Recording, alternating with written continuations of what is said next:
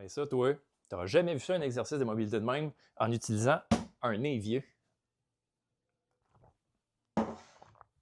Bon, dans les 2 dernières semaines, je suis en vacances, puis à part commencer à pogner une heure à juste essayer de rien faire puis se reposer, ben à un moment donné, j'ai commencé à travailler, puis commencé à prendre des notes. Essayer de me faire une tête autour de qu'est-ce que le monde du vélo de montagne a de besoin aujourd'hui. C'est une grosse question quand même, mais je suis nouveau dans l'environnement. J'ai quand même un background qui est très axé sur l'intégration du mouvement, de la mobilité, de comment ça bouge. Il y a des petits commentaires des fois que j'ai quand même des problématiques chroniques au niveau du dos. Je ridais cet été, mentionner ça à un ami avec qui je ridais, il est comme « Oh wow, ok, t'en peu, ça paraît pas que t'es le genre de gars qui peut avoir le dos raide. » OK, cool. Après ça, ben, au niveau de la vitesse, facilité d'apprentissage, j'ai mes idées, mes opinions là-dessus. Après ça, ben, essayer de partager le pourquoi du comment reste un peu ce que je veux faire à travers ces vidéos-là. Donc voilà, dans les derniers jours, dernières semaines, je fais de la recherche sur qu'est-ce qui se discute au niveau du coaching, particulièrement de vélo de montagne, pour voir où est-ce qu'il y a des zones grises qui peuvent être comblées. Je suis l'expert des zones grises. Je me suis déjà fait dire ça dans un atelier par une physio. Elle disait, ce que je fais, c'est vraiment cool parce que ça ne fit pas en nulle part. C'est vraiment cool de faire dire ça. En fait, elle m'expliquait que entre ce qui est réhabilitation après blessure, donc réhabilitation très, très, très spécifique qu'ils vont faire en physio, et réinsertion au sport, il y a comme un chemin d'intégration, de coordination, de réappropriation de son mouvement qui, quand je regarde, disons, un des outils que j'ai tendance à utiliser, la pyramide d'apprentissage de Williams et Schellenberger, qui parle du système nerveux, des entrées sensorielles, après ça, comment que ça fait le mapping du corps pour différencier la gauche, la droite, développer la coordination, proprioception dans l'espace, pour éventuellement arriver à différents niveaux de complexité qui nous donnent les tâches et les activités du quotidien. Je me base beaucoup là-dessus. J'ai fait à l'automne la formation PMBIA, qui est le Professional Mountain Biking Association International. Il présente une pyramide. Pyramide où on retrouve à la base de la pyramide posture et équilibre, position et équilibre. Après ça, les contrôles, fait contrôle des vitesses, contrôle des freins, fait comment on est capable de raffiner cette motricité fine-là. On s'entend, c'est de la motricité fine quand tu peux dire que ça, c'est ton freinage optimal, ça, c'est trop, puis ça, c'est pas assez. C'est de la motricité fine. C'est intéressant de travailler la motricité fine d'emblée pour que quand tu arrives dans des contextes où tu as besoin de l'utiliser, pas juste de jouer du piano ou de jouer un instrument de musique, mais de jouer du frein, ben que si tu as acquis cette motricité fine-là, c'est intéressant. Donc, pour revenir à la pyramide de PMIA, à la base, tu as position, équilibre, après ça, contrôle, après ça, analyse du terrain, fait comment tes yeux sont capables de se déplacer rapidement et précisément sur le terrain. Ça fait partie du développement oculomoteur qu'on voit dans le développement neuro. Après ça, on tombe à contrôle de la direction.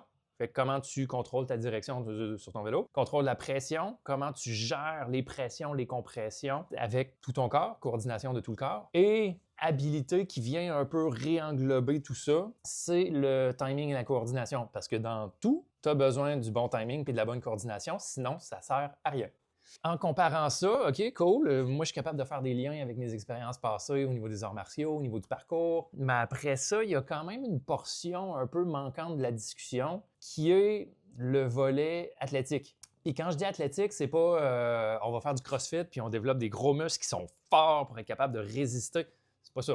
L'idée de l'athlétisme, si on regarde les compétitions d'athlétisme qu'on ne voit plus aujourd'hui d'ailleurs, mais quand j'étais au secondaire, on avait tendance à voir un peu plus les compétitions d'athlétisme, particulièrement les athlètes qui faisaient du multi-épreuve. Il faut que la personne soit capable de courir, il faut que la personne soit capable de sauter, il faut que la personne soit capable de lancer un javelot, il faut que la personne soit capable de sauter loin et sauter haut. Il y a différentes épreuves au niveau de l'athlétisme qui fait en sorte que ça amène une expression du corps d'athlète qui est un peu différente.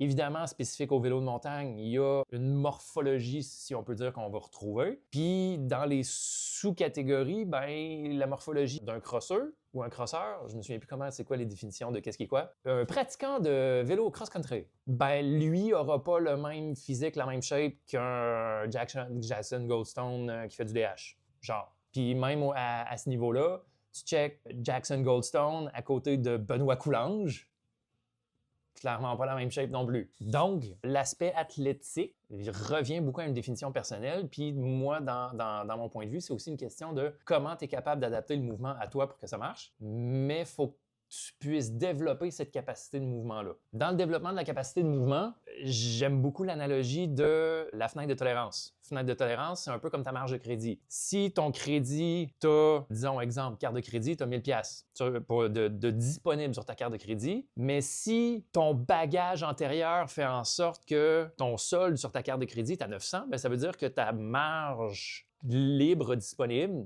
c'est 100 pièces. Fait que ta fenêtre de tolérance est très petite. C'est la même chose au niveau de ton corps. Si, pour des raisons X, tes expériences passées, des anciennes blessures qui n'ont pas été travaillées, des déséquilibres posturaux, des niveaux de stress élevés, ça fait en sorte que ça réduit de beaucoup ta capacité. Quand tu arrives dans un environnement de vélo de montagne où tu as besoin d'exprimer une capacité qui est plus étendue, et où, dans le cas d'une chute, tu as, dans un moment X à l'intérieur de cette chute-là, tu as besoin vraiment d'aller chercher au maximum ta capacité. Si tu ne l'as pas, si tu n'y as pas accès pour toutes les raisons à côté, ce qu'ils peuvent appeler la charge allopathique, c'est comme le global de tout fait en sorte que tu as un solde sur ta carte de crédit, ben, la charge de tout ce qui se passe autour de toi amène un solde au niveau de ta capacité qui fait en sorte que le solde disponible, il n'est pas gros. Comment est-ce qu'on peut améliorer ça et comment est-ce qu'on peut agrandir cette fenêtre-là pour faire en sorte que ma zone confortable, où j'ai du plaisir, où je suis capable d'avoir du fun, est à l'intérieur de cette fenêtre de tolérance-là avec amplement de marge de manœuvre de chaque côté pour que quand il y a un petit accroc, quand il y a un petit accident, quand il y a une chute, ben que je reste dans ma zone de tolérance qui fait en sorte que je ne me blesserai pas au-delà de ça.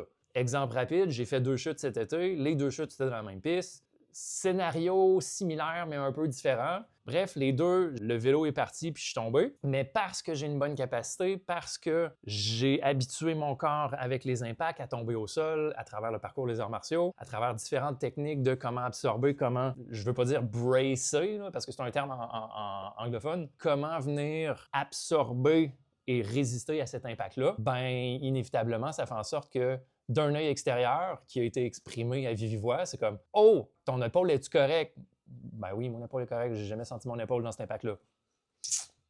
C'est le côté de la cheville, la malléole qui a tombé direct sur une roche que j'ai senti, là, mais ça, c'est une autre histoire. Il y a des choses qu'on peut juste pas préparer. Là. On peut se mettre au mieux de notre capacité pour pouvoir le préparer, mais ça veut pas nécessairement dire qu'on va toujours avoir 100% de sécurité. C'est un peu pour ça qu'on fait ces sports-là, non? Tout ça pour dire, je me suis emmerdé dans les 2 dernières semaines, j'ai réfléchi, j'ai essayé de voir qu'est-ce qui se fait d'intéressant au niveau, sont où les discussions intéressantes au niveau du coaching pour aider à gérer un des coachs que j'ai trouvé, lui, sa mission, c'est de régler la crise de chute et de progression à travers l'athlétisme. C'est vraiment cool. Il travaille le corps en dehors du vélo et sur le vélo. C'est vraiment une approche qui moi, m'interpelle parce que ça vient toucher beaucoup à mon background de on prépare notre corps, on prépare notre coordination, on prépare notre armure corporelle pour que quand tu y mets un outil entre les mains, il sait quoi faire avec. Ceci étant dit, introduction un peu très longue pour amener à un exercice qui m'est venu en tête, qui m'est venu en tête en fait dans la cuisine. On va aller checker ça, cet exercice-là. C'est juste un petit exercice pour venir créer cette dissociation-là au bas pour que le haut du corps puisse bouger sans le bas du corps, mais plus particulièrement, ce qui semble être un point qui est ce qui semble être un point qui est mentionné très régulièrement dans les discussions. Et dans les arts martiaux, c'est la même chose. Et dans la danse, c'est la même chose. La mobilité du bassin, là, on est une société moderne, sédentaire. On passe beaucoup de temps assis, on passe beaucoup de temps immobile. Ça fait en sorte qu'on vient figer du bassin, on compense avec tout ce qui est abdominal, thoracique, alors que normalement, c'est le bassin qui devrait bouger, puis ça devrait stabiliser. Donc, on vient un peu à l'envers de nos principes stabilité et mobilité. Donc, comment venir trouver des façons d'essayer de débloquer le bassin, ressentir le mouvement possible au niveau du bassin, pour que si on est capable de le ressentir dans notre cuisine puis dans notre salon, ben après ça, quand on essaye d'aller le ressentir sur un vélo, ça va potentiellement, soudainement, être plus accessible et plus intéressant à développer. On va aller faire un petit tour dans la cuisine, puis on va aller voir c'est quoi cet exercice-là. Fait que le dit exercice qui m'est venu en tête dans les 2 derniers jours, c'est que sur un vélo, on a besoin de séparer le haut du bas. Ce qui arrive souvent quand on a une posture un peu imposée avec les jambes, c'est que ça devient difficile de bouger le bas. Puis on s'entend déjà à la base, il y en a que juste pour qui faire ça, c'est déjà tâche très difficile. Donc, on va s'aider en se donnant un peu de vocabulaire du mouvement. Pas comme si j'avais créé une certification complète là-dessus. Vocabulaire du mouvement, on s'entend, vocabulaire, apprendre une nouvelle langue, il faut que tu apprennes, l'alphabet de la langue. Après ça, il faut que tu apprennes les mots. Après ça, les différentes structures de mots. Sujet, verbe, complément. Tu sais, le genre de structure que certaines personnes ont de la difficulté à enchaîner aujourd'hui. Sujet, verbe, complément. Puis après ça, ben, tu fais des phrases simples pour éventuellement faire des phrases complexes, pour après ça parler de sujets spécifiques. Fait que tu as des vocabulaires. Tu as du vocabulaire qui est vraiment spécifique à la science, la technologie. Tu as du vocabulaire qui est spécifique à la santé. Tu as du vocabulaire qui est spécifique à la cuisine. Tu prends tout ça, puis après ça, tu vas improviser dans une conversation avec du monde. Ça, c'est le fun. Vocabulaire du mouvement, c'est un peu le même principe. Il y a des mouvements, flexion, extension, rotation. On va réexplorer un peu ces bases-là d'alphabet du mouvement pour après ça essayer de former des mots simples, pour éventuellement avoir des mots un peu plus complexes, puis commencer à agencer ça dans des phrases simples pour faire des phrases complexes, pour éventuellement improviser sur un vélo de montagne, dans le bois, avec un terrain qui change, puis des conditions de luminosité qui fait que des fois, tu as le soleil dans les yeux. Le mouvement que je veux te faire faire, c'est la dissociation du bassin. Parce que tourner les épaules par-dessus un bassin, ça va. Du bas jusque-là, c'est fixe, puis tu es capable de tourner en haut. OK, cool. Est-ce que tu es capable de fixer ça et fixer le bas, puis bouger entre les deux? Ça, c'est un autre game. C'est là qu'est intéressante la game. Donc, en utilisant l'évier, c'est un des étirements qui peut être, dans les faits, très agréable à faire parce que c'est une des façons qu'on a de venir étirer tout ce qui est musculature latérale avec le grand dorsal. Donc, d'ici le petit jeu, étape numéro 1, c'est on s'accroche à l'évier, on recule les fesses. Là, on ne voit peut-être pas mes fesses avec le gondroir, là, mais on comprend le principe. D'ici, je veux juste tourner mes pieds, disons là, pour faire face à la caméra. Fait que j'ai un angle perpendiculaire, 90 degrés, oui. J'ai un angle perpendiculaire, fait que je viens pousser mes fesses pour tourner mes pieds. Ça fait en sorte que je viens ouvrir toute la chaîne latérale pour venir avoir un très bon étirement, confortable, super le fun. Mais juste d'aller dans cette position-là, ça vient faire un petit mapping de OK, c'est quoi le potentiel de jusqu'où je suis capable d'aller dans mon mouvement, dans cette position-là, en fixant mes épaules. Là, je me permets de bouger les pieds pour le faire. Puis juste aller chercher. Évidemment, il y a un petit jeu de pousser-tirer qui fait en sorte que je suis accroché d'une main puis je viens pousser de l'autre pour fixer mes épaules pour venir amener le bassin d'un côté, amener le bassin de l'autre côté. Étape numéro 2. On va aller chercher une position qui ressemble un peu plus à une position de vélo de montagne. Puis de là, on va essayer de recréer cette rotation-là du bassin. Évidemment, il y a un côté que ça va tourner moins à cause de l'ouverture des jambes. Plus facile d'ouvrir mon bassin quand j'ai les jambes ouvertes dans ce sens-là que d'aller dans ce sens-là. On s'entend, d'un côté, le bassin va ouvrir, puis de l'autre côté, le bassin va juste s'enrouler sur lui-même, puis il va fermer. C'est pour ça qu'il faut le faire des deux bords. Mais d'ici, j'utilise le même principe, c'est juste que là, j'ai une position de pied décalé. Puis de là, mes pieds sont fixes. Fait que je n'ai pas les pieds qui vont tourner dans la position. Les pieds sont fixes au sol. Puis je vais juste essayer de tourner le bassin au plus loin que je peux. Essayer d'aller explorer jusqu'où mon vocabulaire il peut aller dans une direction et dans l'autre. Puis essayer vraiment de sentir d'ici, OK, y a-t-il des choses que je peux bouger qui pourraient m'aider à aller un petit peu plus loin? Fait que voir si je dégage tout le complexe de la hanche, fait que le fémur, le grand trochanter, comme la tête fémorale qui vient s'insérer dans la hanche, y a-t-il des choses que je peux essayer de bouger pour essayer de gagner juste un peu plus, puis laisser savoir à mon corps que, hey, c'est possible de se rendre jusque-là sans qu'il y ait de risque de blessure. Parce que souvent, quand on s'en va dans des grandes amplitudes, notre corps va restreindre notre mouvement parce qu'il sent qu'on n'a pas le contrôle. Puis là où il sent qu'on n'a pas le contrôle, lui, c'est un red flag pour dire signal d'alerte, potentiel de blessure. Je veux survivre. Si je suis blessé, ma survie est compromise, donc je vais éviter de me blesser en allant trop loin dans mon amplitude de mouvement. C'est un peu ça la réflexion du système nerveux par rapport à nos amplitudes articulaires. Ce qui fait qu'un muscle qui est tendu, c'est pas juste parce que le muscle qui est tendu, qui est raide, qui est fatigué, qui a travaillé fort. Souvent, c'est un mécanisme de protection parce que c'est le système nerveux, c'est le cerveau qui dit à ton muscle, toi, tu restes tendu. Tu es une béquille que j'utilise pour protéger une articulation compromise.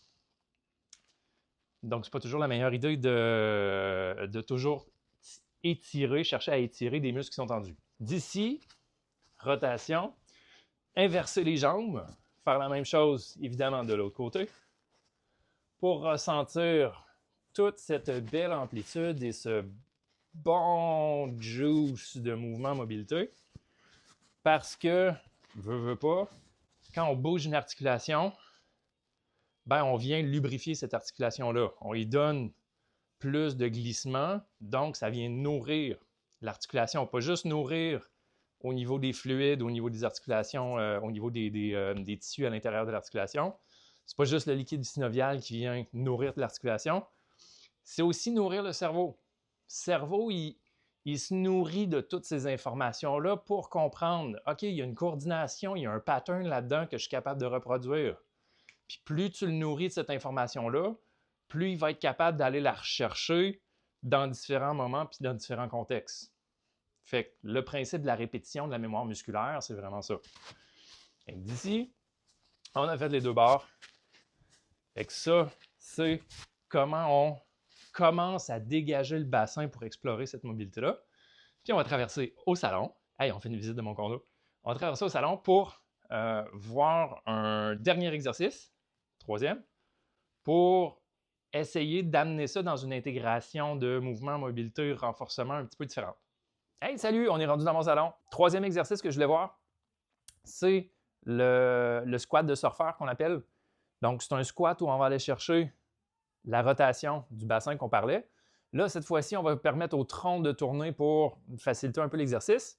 Mais l'idée, c'est vraiment d'aller chercher cette dynamique de rotation-là dans la cheville, dans le genou, dans la hanche pour aller faire notre mouvement. Donc, surfer squat, démonstration. Je suis là. Je descends d'un côté, traverse de l'autre côté, remonte. Puis on inverse le mouvement pour faire les deux sens.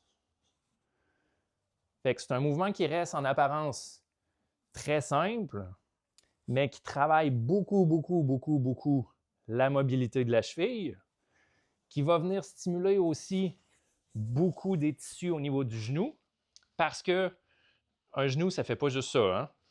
Le plateau tibial fait en sorte qu'il y a beaucoup de rotation qui se fait à l'intérieur du genou. Puis, statistiquement parlant, la majorité des blessures de genoux se font avec des composantes de rotation. Donc, si on habitue notre genou à une position en rotation, ben déjà, on y donne plus de vocabulaire, on y donne plus d'amplitude, on dégage notre fenêtre de tolérance pour avoir une marge de manœuvre qui est plus grande. Donc, si jamais il y a un petit accro, il y a un petit imprévu, il y a quelque chose qui fait qu'on sort de notre fenêtre normale, ben on a de la marge de manœuvre avant que les tissus soient réellement lésés, qu'on se blesse. Fait que j'adore cet exercice-là parce que justement, ça vient travailler beaucoup d'aspects pour la santé des chevilles, des genoux et des hanches. Et aussi, on parlait de la mobilité du bassin, comment je suis capable d'aller mobiliser ce bassin-là pour aller chercher toute mon amplitude. C'est vraiment de là, au niveau des arts martiaux, ils disent, hein, notre force, notre puissance, ça part au niveau du bassin. Même pour les boxeurs, on se dit c'est juste les bras. Ben, qu'est-ce qui transfère la force au bras? C'est cette poussée-là dans le sol qui fait que je suis capable de transférer de la puissance au niveau de mon bras. Fait que le bassin, dans l'athlétisme, qu'on mentionnait au départ, super, super important. Fait que juste d'être capable de jouer avec ça, différentes positions, différentes mobilités, puis d'aller chercher un squat qui éventuellement va être de plus en plus profond pour essayer vraiment d'aller travailler toute cette amplitude-là. Fait que voir jusqu'où je suis capable de me rendre dans les contraintes imposées, puis continuer d'effectuer mon mouvement sans créer de douleur. L'objectif, c'est pas de se faire mal avec notre exercice. L'objectif, c'est d'aller créer cette stimulation-là qui va générer l'adaptation. Fait que, il peut avoir un peu d'inconfort, apprendre avec différents dosages. Évidemment, au début, quand on n'est pas habitué, le dosage va être plus petit pour laisser le temps au corps de s'habituer. Puis plus on en fait, plus on est habitué, ben là, plus c'est quelque chose qu'on a besoin de faire à tous les jours pour maintenir la qualité des tissus. Je pense que ça fait le tour de l'exercice que je voulais présenter. On a parlé de pas mal d'affaires. Fait que si jamais tu as des questions, n'hésite pas. L'idée, c'est d'entretenir la conversation avec ces séries de vidéos-là, de partager des idées, partager des concepts, faire en sorte que on puisse connecter des connaissances qui viennent de d'autres milieux pour ramener ça dans notre beau monde du vélo de montagne, puis faire en sorte qu'on peut continuer de rouler pendant longtemps sans se blesser, en réduisant le risque de chute, parce qu'on est plus agile, on est plus habile sur notre vélo. Puis, voilà, avoir plus de fun pendant plus longtemps. C'est bon ça.